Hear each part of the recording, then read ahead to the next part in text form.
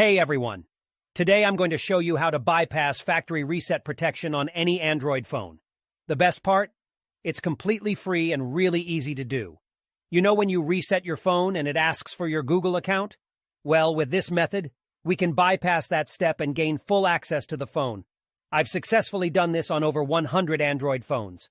I'll guide you step by step through the process, so don't worry if you're not a tech expert.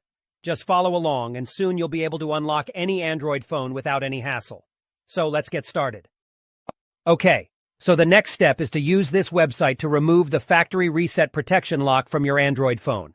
To do this, you'll need to provide 3 important details: your phone's exact model, its IMEI number, and a valid email address where you can receive notifications. Now you might be wondering how to find your phone's IMEI number. Well, there are several ways to do this. You can check the back of your phone, the original box it came in, or even your carrier's website. Your account details may also have the IMEI and serial number of your device. If you have a sales receipt or contract, you may find the IMEI and serial number there. If your phone has a removable battery, you can check underneath it for the IMEI or serial number. However, if your phone doesn't have a removable battery, don't try to remove it or you may damage your device. Once you have your phone's IMEI number, you'll need to fill out a simple form on the website with your phone model, IMEI number, and a valid email address.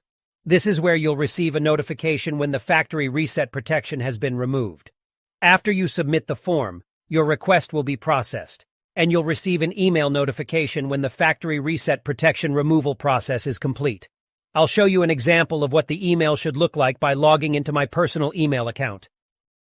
Here's the email I received, saying that the factory reset protection was removed. Let's open it up together. The message confirms that the factory reset protection has been removed, so all you need to do now is restart your phone.